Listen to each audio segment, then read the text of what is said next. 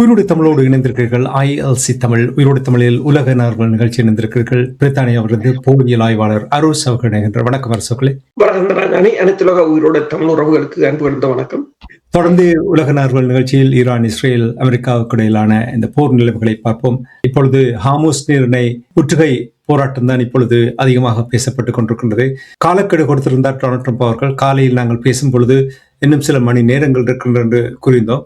இப்பொழுது சில மணி நேரங்கள் தாண்டி விட்டது. எத்தனை கப்பல்கள் சரக்குகளோடு போக முடியாது, வரவு முடியாது என்று முற்றுகை செய்ய போவதாக டொனால்ட் ட்ரம்ப் அவர்கள் கூறினார்.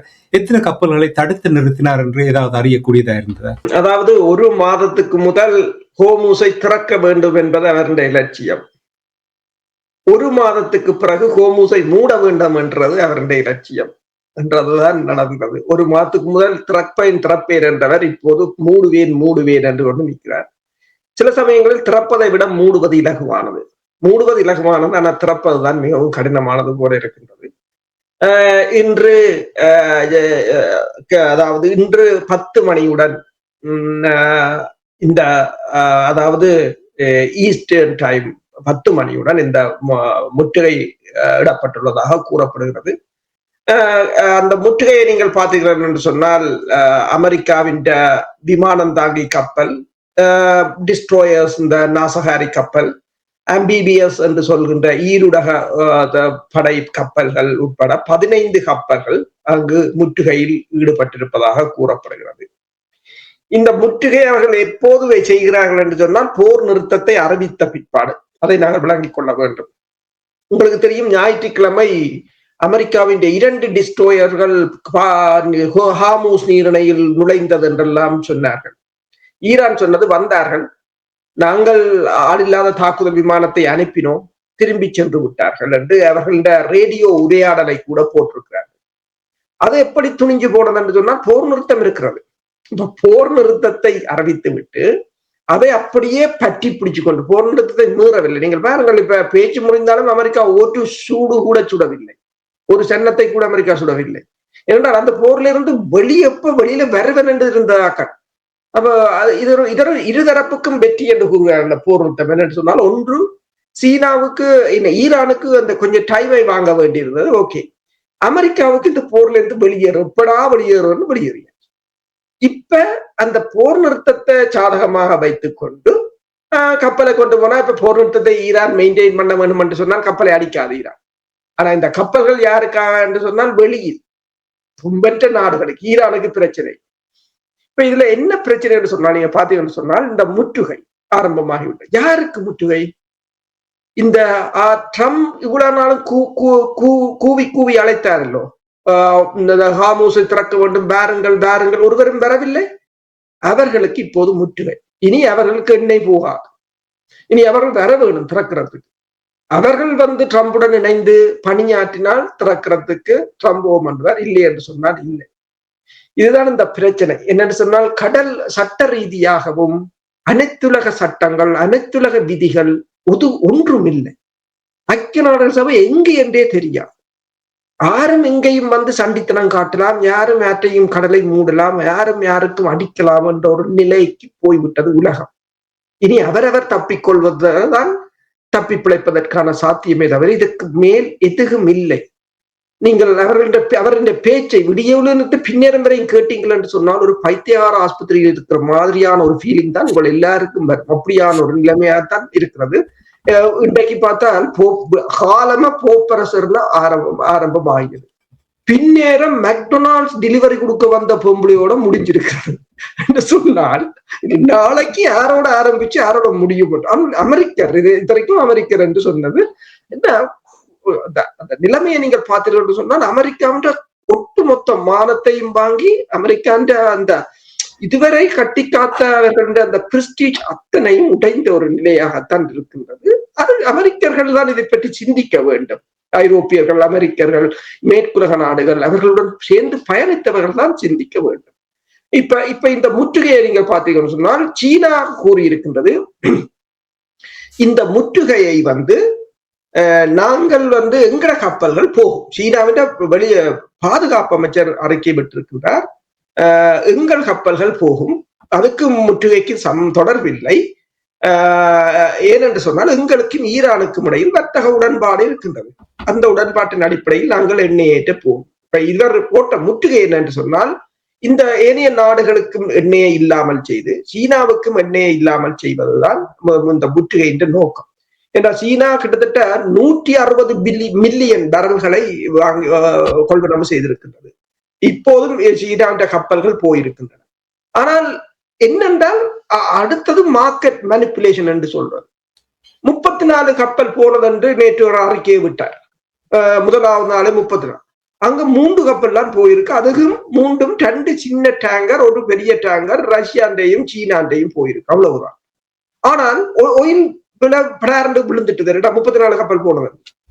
அப்ப அதைத்தான் அமெரிக்காவில இருந்து ஒருத்தர் போட்டுக்காரு, இவரை அரெஸ்ட் பண்ணணும்னு சொல்லி என்ன மார்க்கெட்டை மனிப்புலேட் பண்ணி மேலே ஏத்தி கீழே ஏத்தி மேலே ஏத்தி கீழே ஏத்தி என்று சொல்லி சரி சும்மாசனத்துக்கு தான் பைத்தியம் அப்படின்னா மார்க்கெட்டில் இருக்கிறவங்களுக்கும் பைத்தியம் பிடிச்சு ஓட வேண்டிய ஒரு நிலையாகத்தான் நல்ல ஒரு இந்த நீங்கள் சும்மா பார்த்தாலே தெரியும் இது இந்த நிலைமை என்னன்னு சொன்னா அது இப்ப உயில் விலை போகுது 115ன்றாங்க, 95க்கு வருது, 100க்கு போகுதுன்றாங்க. ஆனா இங்க நீங்க பெட்ரோல் ஷிப்ல பாத்தீங்கன்னா இறங்கவே இல்லை. ஏறினதுதான் இருக்கு, மேல போய்கொண்டே இருக்க வழியே கீழே இறங்கின பாடு இல்லை. இப்போது ஸ்டாமர் என்று நாடாளுமன்றத்துல பேசும்போது அவருக்கு தெரிகிறது, ஒரு சொல்கிறார், மக்கள் கடும் துன்பத்தில் இருக்கிறார்கள், மிகப்பெரிய ஒரு பெயினை அனுபவிக்கிறார்கள், கிரீன் எனர்ஜிக்கு மாறணும். இனி மாறி அது முதலில் 10-20 வருஷத்துக்கு முன்னாடி யோசிச்சிருக்கணும் ஒரு கிரீன் எனர்ஜிக்கு மாறணும். இனி ஒன்றும் செய்யலாம். இப்ப பிரான்சும் இஸ்ரேலும் சேர்ந்து இந்த வீக்கெண்ட் ஒரு மிகப்பெரிய ஒரு கூட்டத்தை வைக்க போறாங்க. எல்லா நாடுகளையும் ஒருங்கிணைத்து போருக்கு போகிறேன் என்று சொல்லிட்டார்கள். ஏதாவது ஒரு டிப்ளமேட்டிக்கான வழி இல்லை. இன்றைக்கு பாத்தீங்கன்னா கட்டார்ல வெளிவார அமைச்சர் அப்பாஸ் அரக்சியோட காய்ச்சி கொண்டிருக்கிறார். ஏனென்றால் இதுல அப்பாஸ் அரக்சியோட கதைக்கிறது கொஞ்சம் நியாயமா இருக்கும் என்று இப்ப அவங்க யோசிக்கிறாங்க. மிச்சம் இல்ல இந்த கூத்துகளை ஆடுறத ஏதாவது ஒன்றை செய்ய வேண்டும் என்று. ஆனால் இப்ப பிரச்சனை என்னவென்று சொன்னால் ஏமன் ஒரு கார்ட்டூனிஸ்ட் ஒரு கார்ட்டூன் போட்டிருக்காரு. இஞ்சாலி ஹோமோஸ் நீரிணையில இஞ்சாலி பக்கம் சீனாண்ட பூட்டு தொங்குதான், அங்காளி பக்கம் அமெரிக்காண்ட பூட்டு தொங்குதான். முதல் ஒரு பூட்டு தான் தொங்கி கொண்டிருந்தது சொன்னா ஈராண்ட பூட்டு. இப்ப இஞ்சாலி பக்கம் அமெரிக்காண்ட பூட்டு தொங்குதென்றால் இப்ப இதுல பாதிக்கப்படுறது ஐரோப்பிய, ஆஸ்திரேலியா, ஆசிய நாடுகள். இப்ப இந்தியா ஈரான் தூதுவரை கூப்பிட்டு பேசிக் கொண்டிருக்கிறது, தங்களுக்கு ஏதாவது எண்ணெயை தெரிஞ்சு கொடுப்பார்கள், பிரச்சனை இல்லை. இந்தியா அந்த கப்பல் இனி போறது யார் தடுப்பார்கள்? ட்ரம்ப் தடுப்பார். அதுதான் அந்த பிரச்சனையாக இருக்கின்றது. அல்லது சில சமயங்களில் ஈரானுக்கு 2 பில்லியன் கொடுத்தால் பின் அங்கால 5 பில்லியன் கொடுத்துட்டு தான் கப்பல்கள் போக வேண்டுமோ தெரியாத ஒரு நிலையாகவும் இருக்கலாம். நீங்கள் இப்ப ஸ்டாமா அவர்கள் நாடாளுமன்றத்தில் உரையாடிய தொடர்பாக கூறும் பொழுது நானும் அந்த உரையை கேட்டிருந்தேன். அவர்கள் அந்த ஹார்முஸ் நீரிணை விளங்கிவிட்டது, ஈரான் விட்டுக் கொடுக்க போவதில்லை என்று தெரிந்துவிட்டது.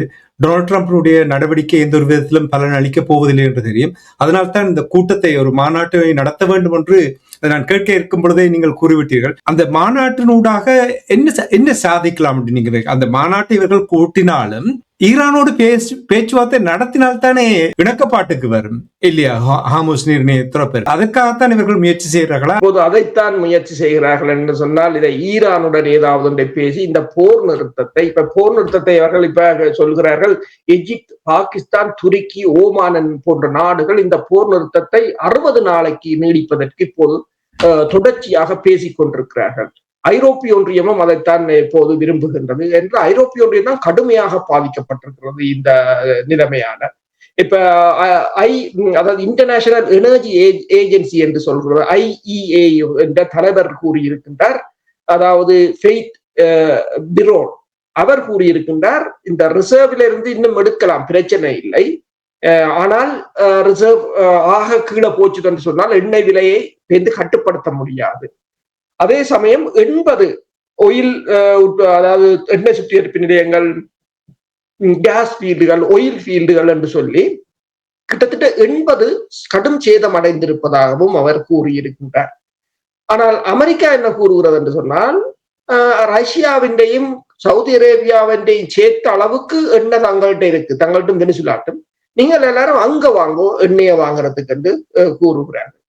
இப்ப இந்த 36 மணி நேரத்துக்கு பாகிஸ்தான், ஈரான், ரஷ்யா மற்றும் சீனா ஆகிய நாடுகளின் கப்பல்கள் தான் அந்த ஹார்முஸ் நீரிணையினால் போய் கொண்டிருக்கின்றன. இப்ப என்னென்றால் அங்கு பல மேற்குலக நாடுகள் கப்பல் உள்ளுக்கு நிற்கின்றது. இங்கு வெளியில் வைத்து ஏதாவது ஒரு கப்பலுக்கு அடிவிழுமாக இருந்தால் உள்ளுக்கு நிற்கிற கப்பல்களை அவர்கள் தாக்கலாம் என்ற ஒரு பிரச்சனையும் இருக்கின்றது. ட்ரம்ப் கூறியிருக்கின்றார், தனது கடற்படை கப்பல் மீது ஒரு தாக்குதல் நடந்தால் தாங்கள் ஈரானை கூண்டோடு அழிப்போம் என்று, அப்படித்தான் அவர் கூறுவது, அப்படி கூறியிருக்கின்றார். ஐரோப்பிய ஒன்றியம் மிகப்பெரிய ஒரு சிக்கலில் நிற்கின்றது. இன்றும் அவர் கடுமையாக நேட்டோவை தாக்கியிருக்கின்றார். அவர் கூப்பிட்ட போது நேட்டோ வரவில்லை. இனி நேட்டோ நாட்டுக்கு எண்ணெய் இல்லை. அதுதான் அந்த இது தண்டனை. நீங்கள் வடிவாக சிந்தித்து பார்த்தீங்கன்னா தண்டனை ஈரானுக்கு இல்லை, தண்டனை சீனாவுக்கு இல்லை, தண்டனை இவர்களுடன் இருந்தவர் கூட்டாக திரிஞ்சவர்களுக்கு தான் இந்த தண்டனை.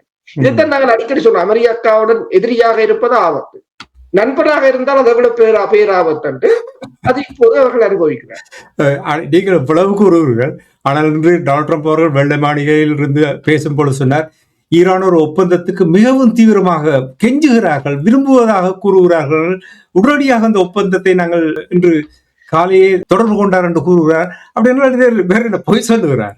ஞாயிற்றுக்கிழமை சொன்னார் 36 கப்பல்கள் வந்தது என்று சொல்லி. ஒயில் இவற்றை கதையை கேட்டு ஒயில் விலை குறைஞ்சிட்டு. ஆனால் பிறகுதான் ப்ளூம்பர்க் போட்டிருக்கிறது, இல்லை, ஒரு பெரிய டேங்கர், அதுவும் சீனாவின், 2 சின்ன டேங்கர், அதுவும் ரஷ்யாவின்டையும் ஈரான்டையும், அந்த 3 தான் போயிருக்க. 36 அங்க போனதுக்கான இந்த தடயமும் இல்லை என்று போட்டிருக்கிறார்கள். இப்ப பேச்சு என்ன எவ்வாறு குழம்பினது என்று கூட அவர்கள் போட்டிருக்கிறார்கள். இவர்களுக்கு என்ன பிரச்சனை என்று சொன்னால், அதாவது இந்த அவர் ட்ரம்ப் என்ன கூறுகிறார் என்று சொன்னால், ஈரானுக்கு நீ பிசினஸ் ஒன்றும் இல்லை, நாங்கள் மூடிவிட்டோம், ஆனால் சண்டை பிடிக்கவும் போறதில்லை, நோ ஃபைட்டிங், சண்டையும் இல்லை, ஓன்லி அதை பிளாக் பண்ணி இதுல நிக்கிறாரா, 15 கப்பல் அதுல வச்சுக்கொண்டு அதுல நிக்கிறாரா, அவன் நியூக்ளியர் மெட்டீரியலை நாங்கள் போய் எடுத்துக்கொண்டு வருவோம், அவ்வளவுதான் சொல்லியிருக்கிறார். அப்ப ஐரோப்பிய ஒன்றியம் கூறியிருக்கிறது, தாங்கள் இந்த முற்றுகைக்கு ஆதரவு கொடுக்க போவதில்லை. ஆக ஒரே ஒரு ஆள் ஆதரவு கொடுக்கிற இஸ்ரேல் சொல்லியிருக்கிறது, தான் ஆதரவை கொடுக்கிறேன் என்று இஸ்ரேல் மட்டும்தான் கூறியிருக்கிறார். அவர் தான் எவ்வளவு மகிழ்ச்சியாக இருக்கிற இந்த பேச்சுவார்த்தை முறிஞ்சதுன்றதுக்கு அரசவர்களை இப்ப இந்த உங்களுக்கு தெரியும் 21 மணி நேர மரத்தன் ஓட்ட பேச்சுவார்த்தை நடைபெற்றது. 4 நிமிஷம் ஜேடி வான்ஸ் அவர்கள் ஊடகத்தில் பேசிவிட்டு ஓடிவிட்டார். இப்பொழுதுதான் தகவல்கள் மெதுமெதுவாக கசிந்து வருகின்றது. என்ன என்றால், இந்த பேச்சுவார்த்தை உடைந்ததனுடைய காரணங்கள் இப்பொழுது வெளியில் வர தொடங்கிவிட்டது. அந்த காரணங்கள் என்ன என்று நீங்கள் அறியக்கூடியதாக இருந்ததா? இப்போது பல ஊடகங்களும் போட்டிருக்கிறது என்னன்னு சொன்னால், முக்கிய காரணம் இதுக்கு உடைந்ததுக்கு அணு சக்தி இல்லை, அணு ஆயுதம் தயாரிப்பதில்லை, முக்கிய காரணம் பணம், நிதிதான். அதாவது 4 காரணங்களை அவர்கள் கூறியிருக்கிறார்கள். முதலாவது முறிவுக்கு காரணம் இந்த ஹார்மோஸ் நீரிணையில் ஈரான் நிதி வசூலிப்பது. 2வது ஈரான் கேட்ட இழப்பீடு. 3வது ஈரான் கேட்ட தனது முடக்கப்பட்ட சொத்துக்கள் விடுவிக்கப்பட வேண்டும் என்று ஈரான் கேட்டது. 4வது அந்த பிராந்தியத்தின் ஈரான் கட்டுப்பாடு.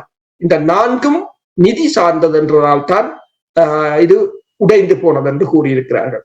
160 மில்லியன் பேரல் எண்ணெய் ஈரானில் இருந்து வெளியேறி இருக்கின்றது, சீனாவை நோக்கி செல்கிறது என்று கூறுகிறார்கள்.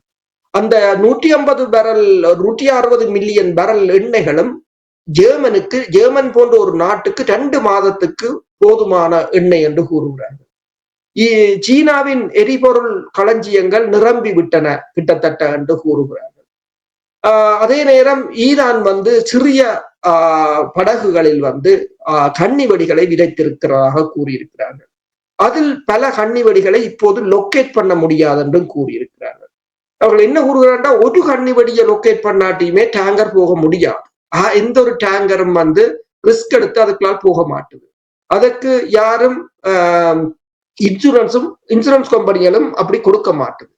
கன்னிவெடி அகற்றுறதுக்கு ஆன படகுகள் அமெரிக்காவுடன் குறைவு, படகுகளை டிஸ்மேண்டில் பண்ணிட்டார்கள் முதலே. இப்ப சிங்கப்பூர்ல இருந்துதான் கொண்டு வர வேண்டும் என்று கூறுகிறார்கள். ஐரோப்பாவிடம் கேட்டிருக்கிறார்கள். பிரித்தானியா கூறிவிட்டது, ஒரு அமைதி ஏற்பட்ட பிறகு நான் வருகிறேன், போரின் போது கன்னிவெடி அங்கு தங்களால் அகற்ற முடியாது என்று கூறுகிறார்கள். அப்ப ஆனால் ஈரான் இதுக்குள் பேக் சேனலுக்களால் ஈரான் ஒரு பேரல் 100 டாலருக்கு எண்ணெயை விற்று கொண்டிருப்பதாக கோல்ட்மேன் சாக்ஸ் என்ற வங்கி வந்து தெரிவித்திருக்கு. ஈரான் ஒன்றை யோசிக்கிறது என்னென்று சொன்னால், இந்த ரஷ்யா வந்து 4 ஆண்டுகள் சபை பண்ணினது இந்த தடைகளுக்கெல்லாம். அப்படி சபை பண்ணி அந்த தடைகளை போட்டவருக்கு எதிராக திருப்பி விட்டது. அதே போல தானும் ஒரு 6 மாசம் இழுத்து அல்லது 1 வருஷம் இழுத்து விட்டால் அந்த தடையை போட்டவர்களுக்கு ஒரு தண்டனையாக மாற்றலாம் என்று ஈரான் நினைப்பதாக அந்த ஊடகங்கள் தெரிவித்திருக்கு. அதே நேரம் நீங்கள் பார்த்தீர்கள் என்று சொன்னால், இந்த டேவிட் மில்லர் என்றவர் வந்து முன்னாள் மத்திய கிழக்கின்ற அமெரிக்காவுக்கான முன்னாள் மத்திய கிழக்குக்கான பேச்சுக்களில் பங்கு பெற்றியவர் தான் டேவிட் மில்லர். அவர் கூறியிருக்கிறார், ஈரானிடம் போதுமான கார்ட்ஸ் இருக்கிறது இன்னும் விளையாடுறதுக்கு. ஈரான் தான் இதுல அப்பர் ஹேண்டா இருக்கிறது. என்னன்னு சொன்னால், இதில் இந்த பேச்சுவார்த்தையில 2 தான் எட்டப்பட்டது. ஈரானுக்கும் ஒரு நன்மை இருக்கு, அமெரிக்காவுக்கும் ஒரு நன்மை இருக்கு. ஈரானுக்கு என்ன நன்மை என்று சொன்னால், அவர்களுக்கு நேரம் தேவை தங்களை மீண்டும் கட்டி அமைப்பதற்கு. அதை அவர்கள் பெற்று விட்டார்கள். அமெரிக்காவுக்கு என்ன நன்மை என்றால், இந்த போர்ல இருந்து எப்படியாவது வெளியில வந்துட்டாங்க. இனி அமெரிக்கா போர் இல்லை தானே, போர் முடிஞ்சதுன்றதுதானே. இனி தொடங்கினா புதிய போர், அதை அவர்கள் தொடங்க இதுல பட்டபாடுது போதும் தானே. அப்ப அது இல்லை. அப்ப இந்த நேரத்துல சொல்கிறார்கள் சொன்னால், 1974ஆம் ஆண்டு கிசிங்கர் வந்து சவுதி அரேபியாவோட பெட்ரோ டாலர் உடன்பாட்டை மேற்கொண்டிருந்தார். அந்த உடன்பாடு வந்து இந்த குளோபல் எக்கனாமிக்கு ஒரே ஒரு ரூல் ஒன்றுதான் சட்டம் என்ற ஒரு நிலையை கொண்டு வந்திருந்தது. அதாவது 80% ஆயில் டிரான்சாக்சன் வந்து டாலரில் தான் இடம்பெற்றது. ஆனால் இப்போது அது ஆயில் யுவானுக்கு மாற தொடங்கிவிட்டது என்று சொல்கிறார்கள். இது வந்து பைனான்சியல் நியூக்ளியர் வெப்பன்ஸ் என்று கூறுகிறார்கள். அதைத்தான் அமெரிக்கா, அதுதான் அந்த நிதிதான் இங்க உள்ள மிகப்பெரிய ஒரு பிரச்சனையாக மாறி இருக்கிறது. சைனாவின் CIPS என்ற பேமெண்ட் சிஸ்டத்துக்குள்ளால இந்த மார்ச் மாதம் மட்டும் 130 பில்லியன் டாலர்கள் பரிமாறப்பட்டிருக்கிறது. அவ்வளவும் யாரோ எண்ணெய்களை வாங்கி இருக்கிறார்கள் என்றுதான் கூறுகிறார்கள். அதுல பாத்தீங்கன்னு சொன்னால், தாய்லாந்து, UAE, சவுதி அரேபியா போன்ற நாடுகளோட பங்களிப்பு 55 பில்லியன் டிஜிட்டல் ஜுவானுக்களால மாறி இருக்கு என்று சொல்லி இருக்கிறார்கள். இலங்கையிலும் கூட இந்த வாரம் சைனா பேமெண்ட் சிஸ்டம் அறிமுகப்படுத்தப்பட்டிருக்கிறது, இலங்கையிலும் கூட. அதே சமயம் இன்னொன்றையும் கூறுகிறார்கள், இந்த மார்ச் மாதம் அமெரிக்காவின் கடன் சுமை ஒரு மாதம் மார்ச் மாதம் மட்டும் 250 பில்லியனால் உயர்ந்திருக்கின்றது. இந்த 6 மாதத்துக்கு ட்ரம்ப் மேலும் 1.17 ட்ரில்லியனை கரியாக்கி இருக்கிறார் என்று கூறியிருக்கிறார்கள். இது வந்து அமெரிக்காண்ட வரலாற்றிலேயே 3வது வேர்ஸ்ட் என்று கூறியிருக்கிறார்கள் சிச்சுவேஷன் என்று சொல்லி. அது மட்டுமல்லாது கோவிட்டை விட மோசமான ஒரு நிலை அடைந்திருக்கிறது இந்த 2026ஆம் ஆண்டு முதல் 4 மாத கால பகுதி என்று கூறியிருக்கிறார்கள். நிதி ஒரு மிகப்பெரிய ஒரு பிரச்சனையாக மாறி இருக்கின்ற நிலையில் தான் இவ்வளவு கலவரவும் இடம்பெற்றுக் கொண்டிருக்கிறது. நீங்கள் என்னத்தை கூறினாலும் டொனால்ட் ட்ரம்ப் அவர்கள் வென்று கொண்டுதான் இருக்கிறார். வெனிசுவேலா வெற்றி, ஈரான் வெற்றி, அடுத்தது கியூபா. அதற்கு போவதற்கான ஆரம்ப கட்ட நடவடிக்கைகள் நடப்பது போல் இருக்கின்ற என்று கூறுகிறார்கள். அது சாத்தியமா? அது நடக்க போகிறதா? கியூபாவை சொல்லியிருக்கிறார், அதையும் சொல்லியிருக்கிறார் என்று சொன்னால், அடுத்தது கியூபா தான். ஈரானை முடித்து விட்டு வருகிறேன் என்று. ஆனால் பிரச்சனை என்றால் ஈரான்ல இருந்து போனா தானே, அதுதான் ஒரு மிக முக்கிய பிரச்சனை. ஈரானை முடித்து விட்டு வருகிறேன், அடுத்தது கியூபா. கியூபாவும் சொல்லிவிட்டது நாங்கள் தயாராகத்தான் இருக்கிறோம், நீங்கள் வாங்குவோம் சொல்லி.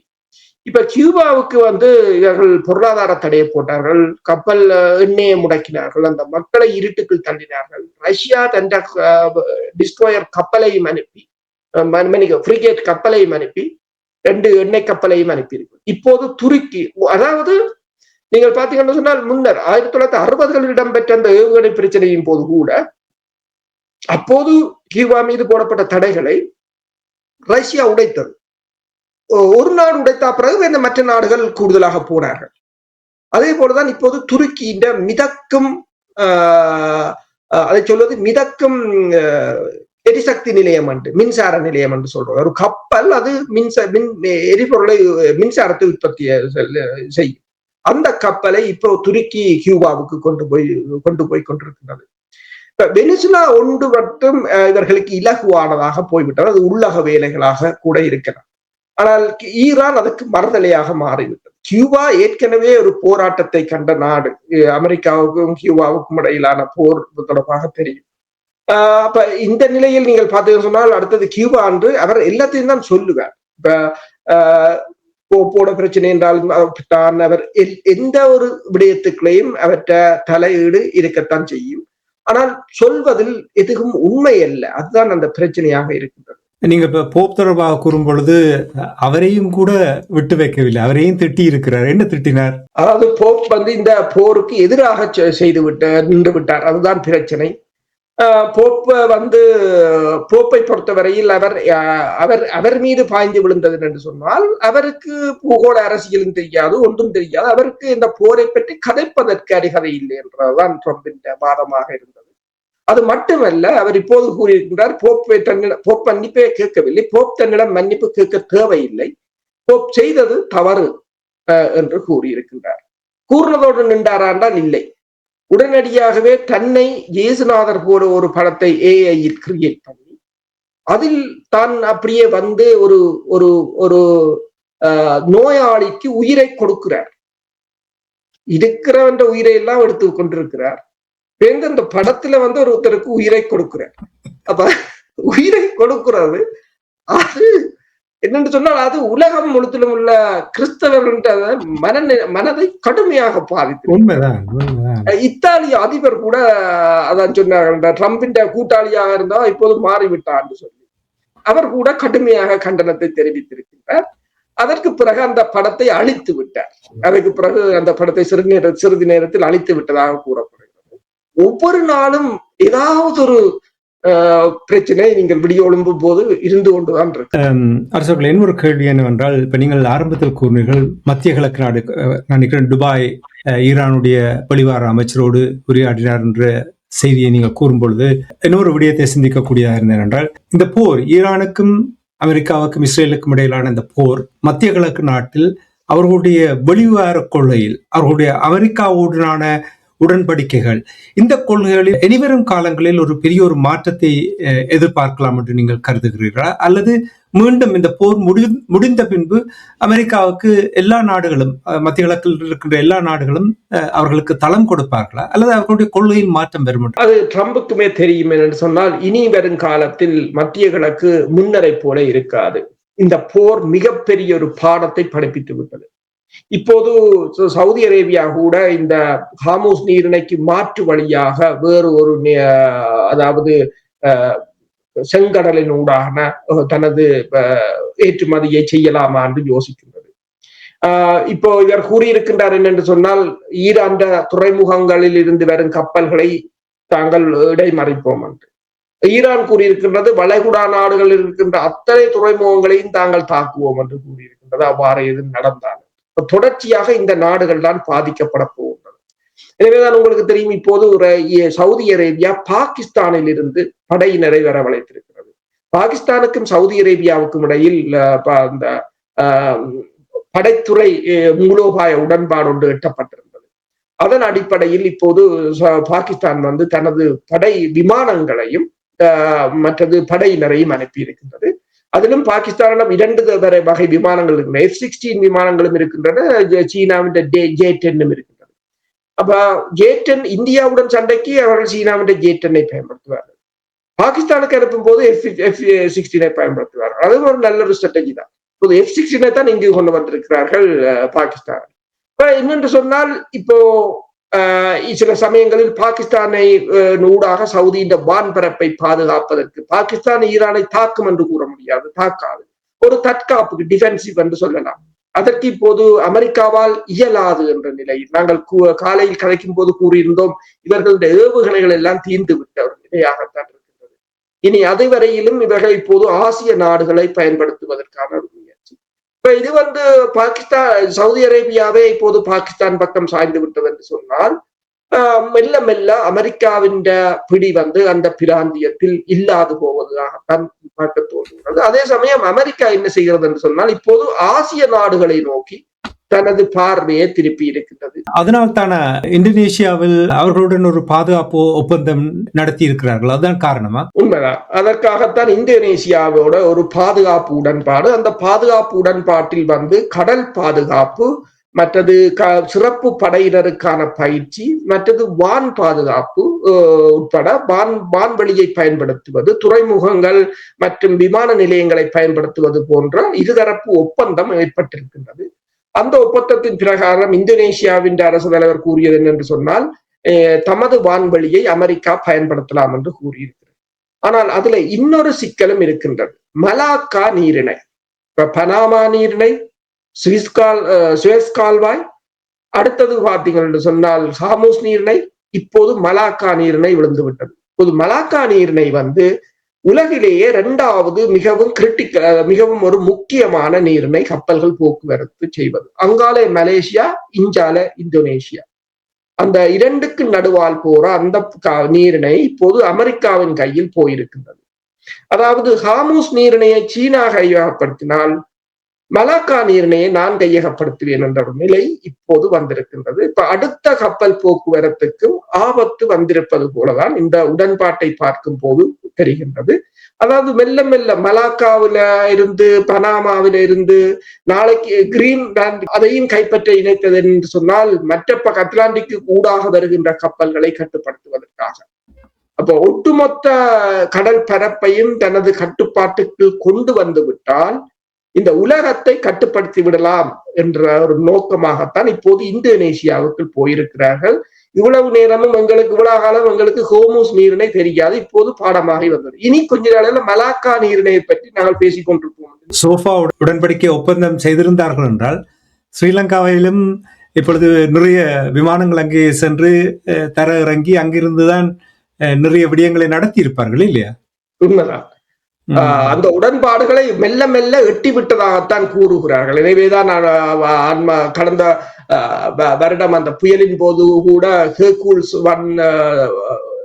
அந்த C-130 விமானம் அங்கு தரையிறங்கி ஓடி இருந்தது. ஆனால் இந்த முறை யுத்த விமானங்களை அவர்கள் இறக்க அனுமதிக்கவில்லை. நிறைவாக இப்ப இந்த போர் நடந்து கொண்டிருக்கிற நேரத்தை போரை முடிவுக்கு கொண்டு வர முடியாது, லெபனான் தீப்பற்றி எரிந்து கொண்டிருந்தால் அமைதிக்கான பேச்சுவார்த்தை சாத்தியமில்லை என்று வளமையாக இஸ்ரேலை எல்லோருமே ஒரு விதத்திலும் குறை கூற மாட்டார்கள். குறிப்பாக பிரித்தானியா எடுத்திருக்கின்ற குறை கூற மாட்டார்கள். ஐரோப்பிய ஒன்றியத்தினுடைய கமிஷனர் கூட இந்த லெபனான் மீது நடக்கிற தாக்குதலை நிறுத்தாவிட்டால் பேச்சுவார்த்தை அமைதி சாத்தியமில்லை என்று கூறுகிறார். இவர்களுடைய இந்த மாற்றத்துக்கு காரணம் என்ன? உங்களுக்கு தெரிந்தானே, இப்ப ஈரானுக்கு அடித்தால் இவர்கள் மேற்கத்திய நாடுகள் குறை சொல்ல மாட்டார்கள், லெபனானுக்கு அடித்தால் குறை சொல்ல மாட்டார்கள், பலஸ்தீனத்துக்கு அடித்தால் குறை சொல்ல மாட்டார்கள். ஆனால் இப்பொழுது கூறுவதற்கு என்ன காரணம்? என்னென்று சொன்னால், இந்த போரை இஸ்ரேல் தான் நடத்தி கொண்டிருக்கிறது. இவர்களால் இஸ்ரேலால் தான் இந்த அமெரிக்காவுக்கு இவ்வளவு பெரிய அதிகாரத்தை, அதாவது அமெரிக்கா இந்த போருக்குள் இறங்கியதும் அதனால் ஐரோப்பிய ஒன்றியத்தின் பொருளாதாரம் வீழ்ந்ததும் தற்போதைய துன்பங்களுக்கும் இஸ்ரேல் காரணம் என்பதை உணர்ந்திருக்கிறார்கள். வெளியில் சொல்ல முடியாதவாறு தவிக்கிறார்கள். எனவேதான் இஸ்ரேல் மீது ஸ்பெயின் காட்டமாக இருப்பதும் ஏனைய எல்லா நாடுகளும் இப்போது மெல்ல மெல்ல குரல் கொடுக்கிறார்கள். ஆனால் குரல் கொடுப்பது மட்டும் போதாது, இவர்களும் இதில் பங்குதாரர்கள். போர்க்குற்றம் வாளி என்று ICC தீர்ப்பளிக்கப்பட்ட பெஞ்சமின் நெத்தனியாவு கூட இவர்கள் தங்கள் நாடுகளுக்கு வருவதற்கோ அல்லது அவருடன் தொடர்புகளை பேணுவதற்கோ எல்லா விதத்திலும் இவர்களும் அனுசரணையாக இருந்தவர்கள். இப்போது தங்களுக்கு ஒரு மிகப்பெரிய தங்களிட பொருளாதாரத்தில் அடி விழுந்த போதுதான் அதை பற்றி யோசிக்கிறார்கள். ஆனால் இன்னும் இவர்கள் திருந்தவில்லை என்று சொன்னால் பேச்சுக்களுடன் முடிந்து விடாது. இது நீங்கள் ஏதாவது ஒரு காத்திரமான நடவடிக்கை எடுக்க வேண்டும். நீங்கள் ஒரு அழுத்தத்தை கொடுப்பீர்களாக இருந்தால் இஸ்ரேல் இந்த போரில் இருந்து பின்வாங்கும். இஸ்ரேலை இந்த போரில் இருந்து பின்வாங்க வைத்தால் அரவாசி இப்ப ஈரானை கூட ஒரு பேச்சுக்களுக்கு கொண்டு வரலாம். எனவேதான் இப்ப ஸ்டாமர் கூறியிருக்கின்றார், மிகப்பெரிய ஒரு மாநாட்டை நடத்த போகிறார்கள் எல்லா ஐரோப்பா கூடி. ஓகே, ஆனால் அதுல என்ன செய்ய போகிறார்கள் என்பதுதான் இப்ப இருக்கு. ஏன்னா போருக்கு போக முடியாது இவர்கள் ஒருவரும்.